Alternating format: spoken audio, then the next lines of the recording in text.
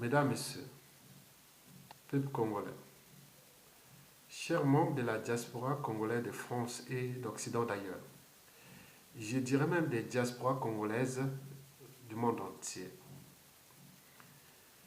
Je vous annonce ici mon retrait progressif dans la lutte contre la dictature de Sassou et d'Nguesso. Il ne s'agit nullement d'un abandon, mais tout justement d'un positionnement face à la diversité du combat et aussi face à la passivité du peuple congolais qui a tout renoncé au niveau de ses droits et devoirs. Le peuple qui a tout renoncé au niveau civil, politique et militaire.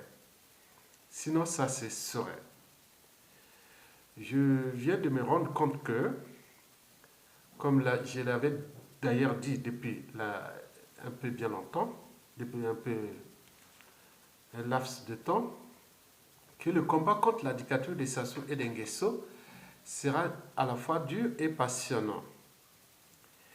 Et en effet, le combat contre cette dictature sera encore là en 2021, 2025, 2030. C'est sûr et certain.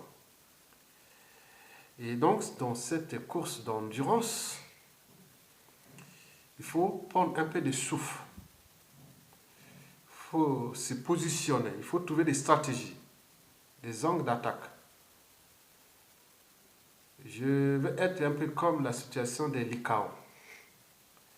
Ils sont en émeute, ils sont à l'endurance. Une course parfois de 10 km pour aller attraper la proie. Je vous informe que dans 97% des cas, Sassou Nguesso sera là encore en 2021 et dans 2 tiers des cas, la succession est annoncée au cœur du clan, au sein du clan. Plus rien à faire. Pourquoi? Parce que le peuple congolais a tout renoncé. Donc un peuple qui a tout renoncé, tant au niveau civil, politique et militaire, le dictateur Denis Sassou Nguesso n'a par conséquent ni droit, ni devoir, et aucun dédommagement. Donc ils deviennent des esclaves. Et je l'ai compris d'ailleurs. Mesdames, Messieurs, le danger pour tout le monde est réel. Pour ceux qui ont pris les risques pour défendre la liberté, la dignité et le but de la condition humaine à l'échelle congolaise. Le danger est réel.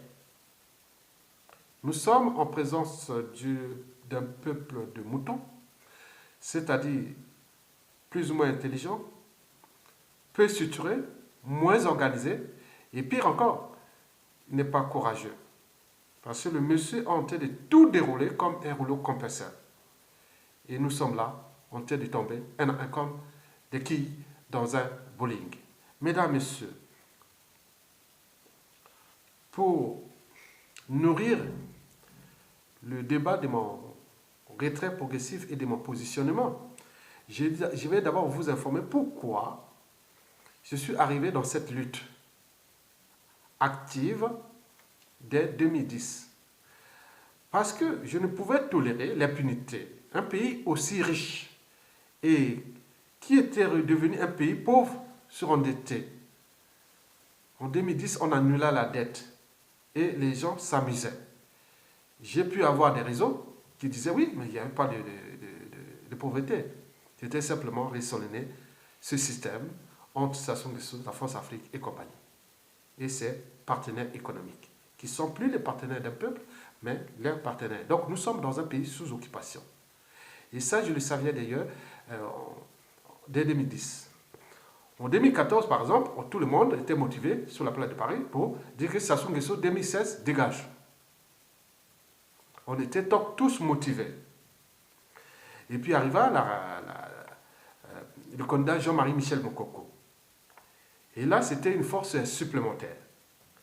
Mais le problème, c'est que j'ai constaté que depuis 2015, jusqu'à nos jours, Sassou est toujours passé comme la lettre à la poste. Il y a un problème. La première digue fut tombée pendant le référendum anticonstitutionnel. La deuxième digue est pendant le hold-up électoral. Et là, il se prépare pour Sassou son 2021 et l'après. Donc 97% des cas, ça va se faire et ça devrait se faire. Pourquoi? Parce que tout le peuple a renoncé à être humain. Quelqu'un qui renonce à ses droits et devoirs n'est plus humain. Il est esclave. Donc je l'ai compris. Et c'est d'ailleurs ce problème qui se pose là en ce moment. Comment cela se fait-il que le peuple est dans les conditions exécrables? Ça soit en train de tout dérouler comme un rouleau compresseur à l'échelle nationale, tant au niveau civil, politique et militaire. Personne ne prend ses responsabilités. Bien au contraire, ils sont en train d'accompagner le régime. Donc, moi je dis non, comment prendre des risques dans ces conditions-là? C'est comme faire la guerre à la terre entière, à l'échelle congolaise. Mesdames, Messieurs, oui. Qu'est-ce qui devient inquiétant? Mais c'est ce que j'ai d'abord vu pendant la conférence de presse des avocats du général Jean-Marie Michel Bokoko à Paris. C'était le 2 mai 2018, à l'hôtel Opéra Millennium dans le 9e arrondissement de Paris. J'ai retenu deux interventions. C'est d'abord de Maître Ganga qui disait que ce soit le souci du détail. Donc il sait ce qu'il fait. Il est carré. Et donc le danger est individuellement et collectivement envers nous. Parce que, et quand vous voyez par exemple le cas du général Jean-Marie Michel Mokoko, et qui aujourd'hui, on ne sait pas pourquoi Sassou s'acharne-t-il contre lui. Vous venez d'entendre la disparition suspecte de la sœur aimée de général Jean-Marie Michel Mokoko. On vient d'ajouter une torture morale. Peut-être que d'ici peu, il y aura sa mère qui va disparaître, qui a déjà 92 ans, autre. Donc tout est comme structuré, organisé et préparé par des intelligences criminelles qui savent à quel moment torturer moralement, physiquement, à quel moment assassiner, à quel moment autre. Donc tout individuellement et collectivement, on devient en danger. Bien sûr que j'ai dit que ce n'est pas des enfants de cœur, c'est des professionnels des assassinats, de la mort et du déclassement. Parce que le pays là, pour eux, le pouvoir la politique est comme une loi naturelle. Donc la loi du plus fort, la loi de la jungle, la loi, le dominé contre les dominants sur les dominés, les prédateurs sur les proies. Et donc on est dans cette signification-là. Et nous, au niveau de la diaspora et autres, on joue aux amateurs et à l'échelle nationale. Donc on comprend bien que ce soit les soucis du détail. Donc ce qu'il fait est carré. Bien sûr qu'on n'est plus dans le stick droit ou des sortes d'humanité. On est sorti du stade même d'humanité. Comment vous allez commettre le combat en face des gens qui ne sont pas plus au stade d'humanité? Et qu'autour de votre combat, vous avez des infiltrés, des traîtres et compagnie. Donc le danger est réel. Mesdames, Messieurs, ajoutons l'intervention de Babette qui a dit, bien sûr, que Sassou n'avait plus peur de ce Congo, bien entendu. Il n'y a plus d'armée, il n'y a plus, tout est détruit, il n'y a plus. Donc, c'est un sous-traitant négrier qui applique ce qu'on connaissait, donc il applique la force, et donc l'esclave a peur et qui n'est pas capable de s'affranchir de lui. Bien sûr qu'il s'agit de nos erreurs depuis 92 à nos jours, et on voit les résultats. Personne n'est responsable de prendre les résultats. D'où ces amalgames, cette confusion et autres, il est encore là, qui va continuer à détruire. Mesdames, Messieurs, oui, Babette a bien soulevé une problématique clé, que Sassou Nguesso n'avait plus peur du Congo-Brazzaville, des peuples là-bas, tant au niveau civil, politique et militaire. Il avait plutôt peur de la diaspora. Mais il me semble qu'elle est maintenant divisée. Et le sabotage de cette diaspora est là, visible. Et soi-disant intellectuels, cadres politiques, civils et militaires, les lettrés autres, ils sont en train d'être achetés ou perturbés ou désorganisés par un individu que soi-disant n'est pas intelligent. Mais bien sûr qu'il est intelligent. Donc, nous, individuellement et collectivement à l'échelle de la diaspora, ça devient un danger. On ne sait pas qui est l'ennemi. Bien sûr que la diaspora s'est divisée, et même la dictature des Sassou Nguesso devient un marché. Le marché est d'abord au niveau des médias et réseaux sociaux, et aussi des marchés, des meetings, des conférences, autres. Il y a toute une économie là, qui est là, qui accompagne les dictateurs. Mais la faute à qui? Toujours au Tibalis, à Sassou, au nord, au sud, est, ouest et aux compagnies. Et donc cette entreprise, nous sommes en danger. Donc je l'ai bien mesuré que le problème n'est plus que Sassou, mais le problème c'est nous-mêmes aussi, tant au niveau de notre diaspora qu'à l'échelle nationale, sinon ça cesserait. Mesdames et messieurs, oui, ce qui est inquiétant, quand j'ai vu la conférence de presse du fiston du dictateur qui a tout volé, qui cherche un peu à faire l'amnistie et autres, qui va arriver comme on a fait la cérémonie de lavement des mains en 91, on va continuer comme l'impunité zéro, l'impunité totale, et on fait ça. Les crimes et compagnie, on laisse là. Donc il me semble qu'on se dit ça parce que, d'après les indicateurs, géopolitique et autres, qui pourra devenir le prochain successeur de son papa, étant donné que la géopolitique sous-régionale est compatible à son papa et à toute cette France Afrique qui se met pour maintenir leurs intérêts, leurs privilèges avec ce monsieur. Bien sûr que le pays sera détruit. Donc, bien sûr qu'il y aura des crimes de sang, de masse et autres. On va aller là. Le pays est foutu. Si on ne s'affranchit pas du sous-téton négrier, Sassou, c'est un sous-téton négrier. Donc, nous, c'est tout dans ces combats qui est du. Pire encore, moi, je reviens sur ça. Sassou risque. Déjà, la mort est suspecte. Déjà. Et la maman pourra peut-être partir. Et n'oublions pas, le procès, il va les condamner.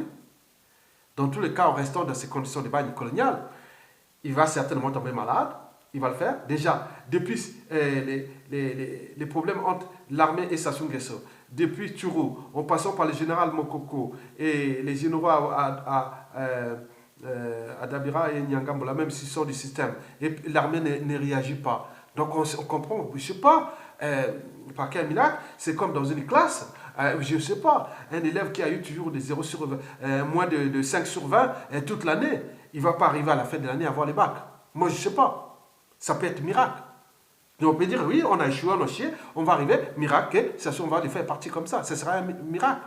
Donc, mais lui, il a tout gagné, comme un bon élève, contre le peuple. Tout, il est passé. Donc, il va passer. Donc, les ratios entre ce que ça va dérouler comme rouleau compresseur contre le peuple, et le peuple et la diaspora, le combat est perdu d'avance sur nous. Pas le combat, la bataille, elle les y a perdu. Bon, on a perdu une bataille, mais la bataille, elle est longue. Donc, comme elle est longue, elle va aller sur 2021, et ceux qui disaient que oui, Sassou ne va même pas passer 2016, il est passé. Sassou ne va pas, mais il est longtemps de passer. C'est comme un jet d'enfant. Donc, suite à ça, je dis non, mais il ne faut pas prendre des risques pour rien. Parce que moi, je préfère être un con qu'un imbécile. Parce qu'un imbécile, c'est celui qui a tort ou a raison, peut changer d'avis. Donc, je suis donc un con. Donc, je me suis trompé de combat parce que, déjà, au niveau de la diaspora, je sais que le peuple, comme l'a dit comme le président Mokoko, il croyait qu'il était entouré des acteurs politiques et d'un peuple qui pouvait prendre des responsabilités. Il me semble qu'on va les broyer. Et donc, étant donné que les dangers guettent tout le monde, d'un côté, du côté du régime, parce qu'ils n'ont jamais changé de méthode, toujours achat de conscience, corruption, empoisonnement, assassinat, déclassement et tout ça. Bon, ils vont les continuer, n'ont jamais changé. Mais de l'autre côté, oui, de l'autre côté, les gens ne sont pas capables de s'affranchir d'eux, donc ils vont subir, et donc le combat devient lent. Il est encore lent. Donc, dans cette durabilité du déclassement, du déshumanisme et de la civilisation, de la décivilisation à cette échelle, oui, nous sommes en face d'un gros requin, la France-Afrique, et son précaré français qui lutte pour maintenir ce monsieur. Et que les dégâts occasionnés vont être différés pour tout le monde. Bon, moi je pense que rien n'est perdu d'avance, aucun combat n'est perdu d'avance. D'où l'intérêt de se battre, de se battre, de se battre. Parce qu'au moment où vous croyez que tout est perdu, et ça là arrive la surprise. C'est toujours l'objet de votre combat. Et dans cet état d'esprit, je vais me positionner plutôt vers l'éducation. Je vais donner des outils d'éducation, de l'esprit de synthèse pour les générations actuelles au Congo qui sont à l'étranger et d'autres peut-être qui ont la possibilité d'être connectés là-bas, puisque nous sommes un pays qui est maintenant hors service au niveau communication globale. Autre, ça devient, oui, la dictature empêche l'individu la manière d'être informé. Oui, donc si abruti, oui, l'ignorance est la pire des souffrances. Donc nous devons positionner notre combat. Je me positionne sur ça. Il y a d'autres qui sont en contact et je ne veux pas prendre trop de risques pour moi-même et pour l'autre. Mais je dis que, comme je l'ai toujours dit, que l'éducateur le sait bien d'ailleurs, que le passif de son clan, et ce qu'il est en train de faire pour le maintenir coûte que coûte au pouvoir. Et je vous dis que rien n'est perdu d'avance. De peu partout, les derniers mots et les derniers jugements. On ne sait pas où peut venir la surprise. Donc, pour ça, je positionne mon combat sur l'éducation. Je vais porter plus vers l'éducation. Si vous voyez les vidéos à venir par la suite, et ça sera plutôt vers l'éducation. L'éducation pour montrer comment le dictateur Denis Sassou Nguesso a-t-il abruti tous les gens, comment il continue à détruire, et autres ne sera plus pour dire oui, ça joue pas, ça joue. Non, non, ça ne sert à rien. Il y a des gens qui sont placés aussi là, par là. Mais quant à la diaspora, qui continue à jouer ce jeu-là de Sassou, qui est devenu plus dangereux, parce qu'il ne suffit pas de positionner les uns et des autres. Il y a des écuries qui sont au sein du régime, oui, qui touchent les pécules en bas, et qui viennent là divertir, faire la comédie. Au niveau des médias, au niveau de tout, on est surveillé. Donc, on ne sait pas quel pacte, quelle punition, quelle autre il va faire sur la résistance, parce que la résistance sur la place de Paris sera complètement sabotée. Totalement. Donc, peut-être ça peut être aussi une chance, comme ça on saura qui est l'éternel. Donc, les petits sutures vont se suturer, c'est des petits sutures qui seront là. Ils seront plus des sutures compactes, qui ont beaucoup d'infiltrés, des traites et compagnie. Ce sera des petites cellules de 3, 4, 5 personnes. Bien sûr, il y aura cette diversité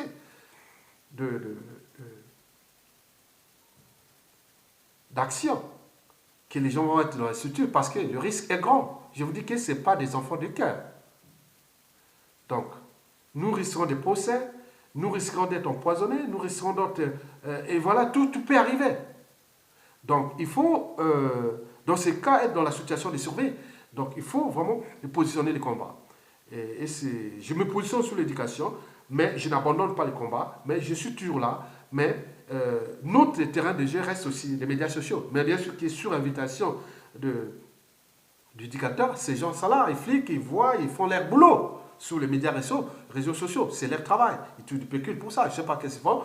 Moi, je viens publier mes articles. Je ne sais pas qu'est-ce qu'ils doivent faire pour ailleurs.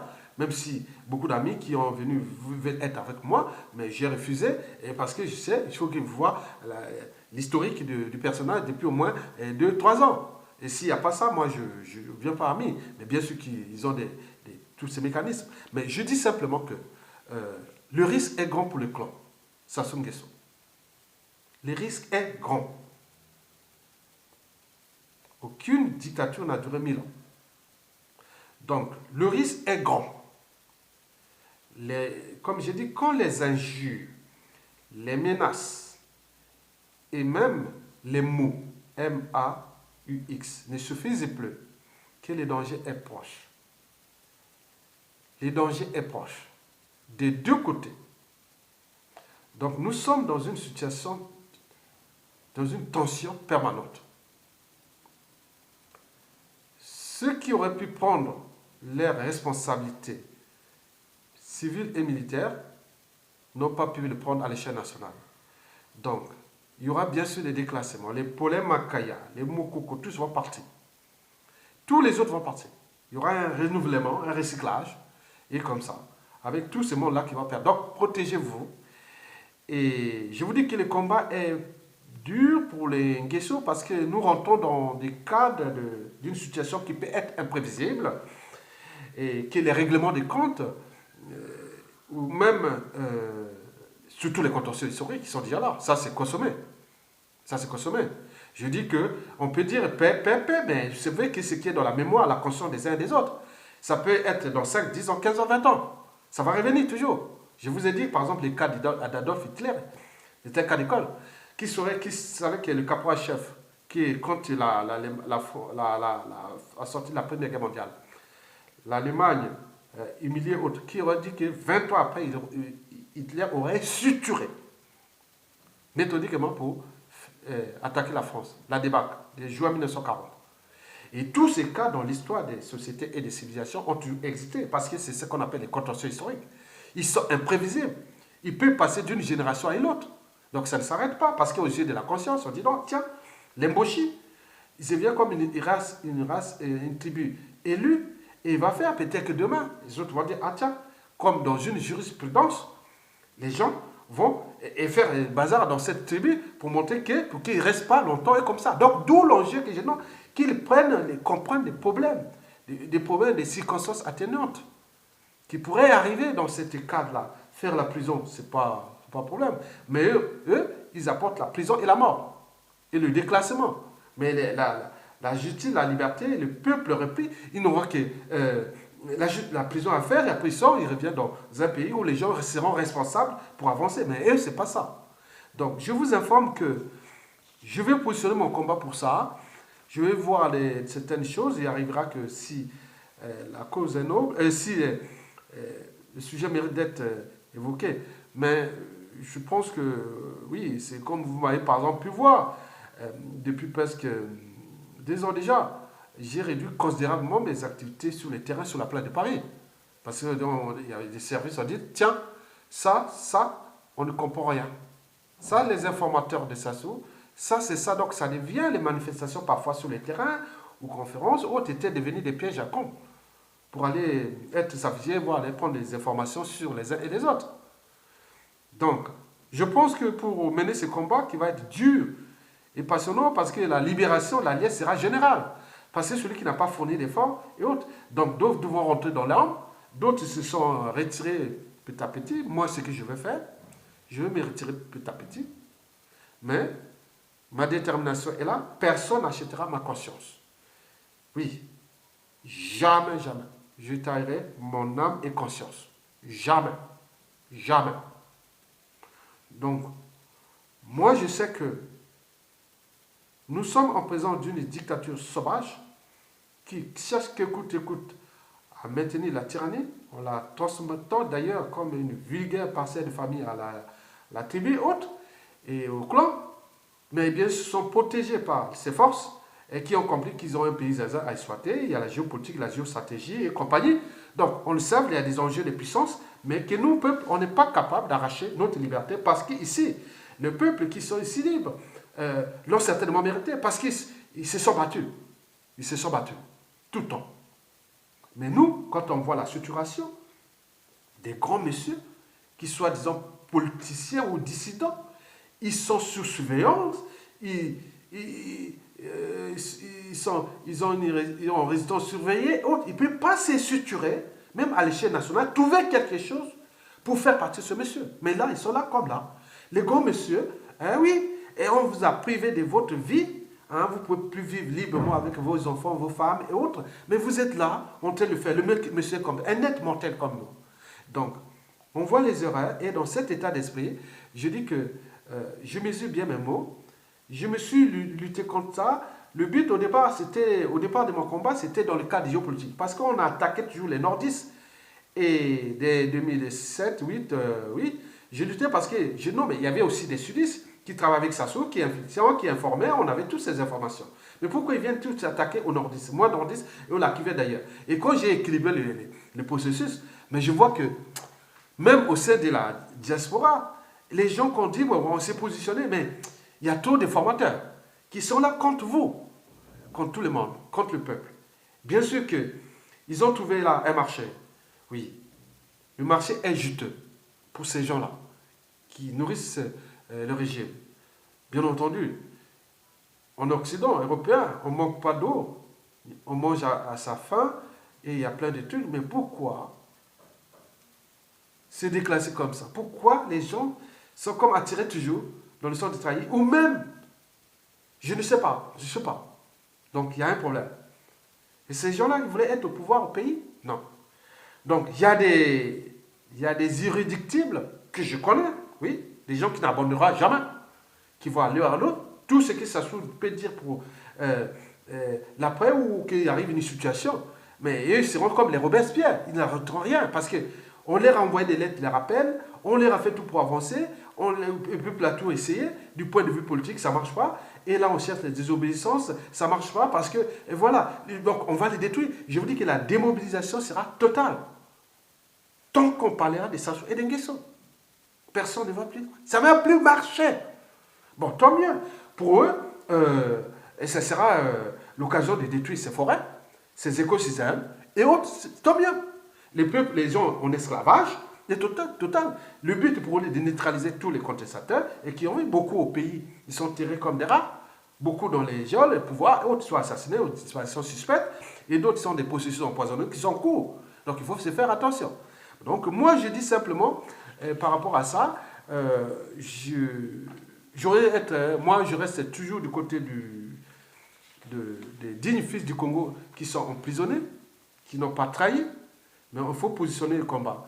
Le président élu doit être libéré, et tous les prisonniers politiques d'ailleurs. Et le reste, c'est l'objet de notre combat jusqu'au bout. Même quelque chose à la casse, peut-être une mauvaise nouvelle peut arriver, puisqu'elle est déjà arrivée avec la sœur du président élu, qui ne peut même pas la voir. Et là, depuis là, je ne sais pas si on l'a fait sortir pour aller voir la cité à la veillée ou autre, rien du tout. Donc, la punition est là, et il reste sa mère, et après lui-même, après comme là, donc c'était un sort. Donc, le monde est là. Donc, les gens compris, comme je dis, dans les contentieux historiques. Les gens demain, c'est des choses que les gens seront même parfois sans scrupules. Donc ça, ils le savent. Ça se le sait. Que s'il chute, ça va être dur pour lui. Son clan et autres. C'est pourquoi ils se battent. Mais en face des moutons, qui ont renoncé à tous les droits. Et c'est les raisons pour lesquelles on les utilise, on les manipule, on les flique, on les donne pécule. Aucune structure militaire n'est plus capable de prendre ce que la Burkina Faso a fait militairement, ce que la Libye, la Tunisie a fait, le Zimbabwe, et tout ça, c'est pour les derniers exemples de l'Afrique. Mais là, rien du tout. Bon, quand vous allez retrouver demain, avec des frères, cousins ou autres amis, lieutenant, commandant, colonel, bon, je ne sais pas comment je vais l'appeler, commandant, mon cher colonel, je dis, c'est un ami, c'est tout. Il y a pas, on peut pas, s'ils ne prennent pas les responsabilités, on ne peut plus appeler ça. C'est des plus, c'est même, je ne sais pas, c'est même, il faut avoir une conscience pour dire, non, mais mon frère commandant, colonel, non, mais ça sert à quoi? Et demain, peut-être, à la retraite, il va dire, moi, je vais toucher ma retraite de commandant, colonel et autres. Non, c'est pas ça. Aux yeux du contribuable, de la communauté, oui, vous étiez là, vous n'avez pas défendu les fondamentaux d'une armée, protéger le peuple et la nation, quel que soit le régime. La situation là, on est devant les épreuves, prenez votre responsabilité, n'attendez plus. Et à ce moment-là, quelles que soient les circonstances, vous arriverez à reprendre le contrôle de nos armées et reconstruire une nouvelle armée. Et aussi, quand vous serez à la retraite, le pays réformé, et on peut venir toucher son pécule d'ex-officiers et compagnie. Mais là, demain, non. Vous n'aurez rien. Tant que ça soit là, puisque le pays ne marchera plus. Ne marchera plus. On ne marche pas un pays quand la démobilisation est totale. La méfiance et la défiance est générale. On ne peut pas. On ne peut pas, il faut voilà. Les haines sont là, les rancœurs, les règlements de compte, les comptes aussi qui sont là. Tout est bouillon de culture voilà, on a mis les soupapes et là, ça explose. Donc tout est là, ça ne marchera plus. Donc au lieu de prendre la responsabilité maintenant et libérer le pays vite maintenant, et vous attendez que tout soit déjà fini, et les Mokoko partis, pour les Makaya malades, tout ce monde-là, il n'y a plus. Et déjà la haine là, qu'on va prendre un autre sortir de là, mais personne n'ira. Les autres auront envoyé leurs trucs pour aller faire comme là. Donc en réalité, le pays risque de disparaître. Avec tout ce qui est comme conséquence dans une poudrière annoncée. Et c'est nous, individuellement et collectivement, tant au niveau civil, politique et militaire, qui sont quelque part coupables, mais pas responsables, mais coupables parce que nous avions laissé ce monsieur continuer à dérouler son rouleau compresseur. Il est là, encore là. Donc, je voulais seulement vous dire que le combat que je vais mener, il va se positionner surtout sur l'éducation. Quand on voit cette structure, je vais parler d'anthropologie, de sciences, de médecine, de géopolitique, voilà, tout ce qui arrive. Quand il y a une situation, je demande pourquoi est arrivé ceci. Je vais trouver des exemples pour faire des petites vidéos, pour laisser toujours pour le devoir de mémoire et pour le reste. Sinon, au vu de ce match, comme m'a expliqué un informateur, le match Sassou, le clan contre le peuple, je pense que, je dirais en ce moment, c'est 5 sur 1. Ils ont 5. Sassou Nguesso a match. Hein. Sassou Nguesso ils ont 5 et nous avons 1. Et nous sommes là en ce moment, nous parlons. Nous sommes à la 65e minute du match de football. Donc on vient de rentrer la deuxième partie. Donc 15 minutes après la deuxième partie. Donc il nous reste combien? Il nous reste 25 minutes pour chercher soit égaliser. Ou même au dernier moment, ça fera peut-être 6 sur 5. Bon, mais 5 sur... ils ont marqué 5 buts, nous 1. Déjà pour la première mi-temps, ce n'est pas une bonne équipe. Tant au niveau civil, politique et militaire. Donc ce n'est pas une bonne équipe. Voilà. Donc on a encaissé déjà 5 dès la première partie. Donc il nous reste là, nous sommes à la 65e minute. Nous avons marqué qu'un seul but. Le but là qu'on a marqué, c'était tout ce qu'on a fait entre 2015 à 2016 au niveau du peuple, que l'opinion internationale sait que le régime là n'est pas bon, il n'a plus confiance, autre, mais on le maintient, qu'est-ce que ça peut faire quand un peuple n'est pas capable de se défendre? Donc nous devons nous défendre, marquer les 4 buts déjà qui nous restent, jusqu'à peut-être la 80e minute, et éventuellement égaliser et prendre. Mais ça sera dur. Parce que là, les 25 minutes qui nous restent, c'est d'ici 2021. C'est fini, c'est fini. Donc, prenez ça, les choses au sérieux, parce que nous sommes à ce match-là. Les Sassou, les Nguesso, et tous ceux qui sont autour de ce système dictatorial, et donc tous ceux qui gravitent, hein, des dignitaires, des cotisants, des clans, familles, autres, ils nous ont marqué 5 buts déjà. Et nous sommes à la 65e minute. Et ils ont failli même marquer le 6e. Nous sommes déjà, au moment où j'ai parlé, il y a 2 minutes qui sont passées.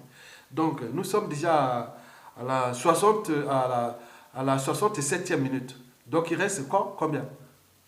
Il reste 23 minutes. Donc, dans 23 minutes, il faut que nous arrivions. S'il n'y a pas ça, la dynastie des Sassou et des Nguesso arrive comme la lettre à la poste à l'horizon 2020-2021. Et en attendant, tous ces gens qu'on voyait sur la résidence, beaucoup auraient vieilli, d'autres seraient peut-être morts, d'autres seraient comme ça, au pays là-bas aussi. Et voilà, un peuple de moutons. Et personne ne dira ceci. Mais pire, c'est que, ce qui est inquiétant, oui, c'est-à-dire, moi, ce combat m'a donné beaucoup d'éléments que j'aimerais vraiment comprendre ça au niveau géopolitique ou autre, si on prend les affaires. Et autres, mais je dis, c'est un peuple, vraiment, je n'ai jamais vu ça. Je n'ai jamais vu un peuple comme ça. C'est jamais vu. On a dit peu passif, peu violent, peureux, lâche. Tous ces mots-là sont là. Voilà. Et tout ce qui s'exprime dans l'armée, c'est la même génétique qui est dans la population générale. On n'est pas courageux. Ça peut s'exprimer dans l'armée. L'armée, les armées des autres qui sont courageux, c'est la population. Les militaires, ils ne sont pas comme ça. Ils sont nés de la famille, nos cousins, nos frères, nos patriotes. C'est la génétique. La génétique, elle est faible. Elle est faible. Elle est faible. Pas courageux. Personne ne peut agiter les neurones, oui, et structurer un âne et tout. Ça n'a jamais été aussi faible. Mais là, rien. Le FMI nous a donné un coup de main. Depuis presque bientôt 1 an. Laisser la situation pourrir comme ça. Mais nous, on n'est pas capable de... Non. Donc, c'est cette génétique. Et c'est l'objet de mes vidéos que je ferai tout le temps pour expliquer et veiller la conscience des uns et des autres sur cette problématique anthropologique, même génétique, en tenant compte des facteurs épigénétiques. C'est-à-dire sociopolitique, culturelle et compagnie, à l'échelle de notre pays. Merci beaucoup.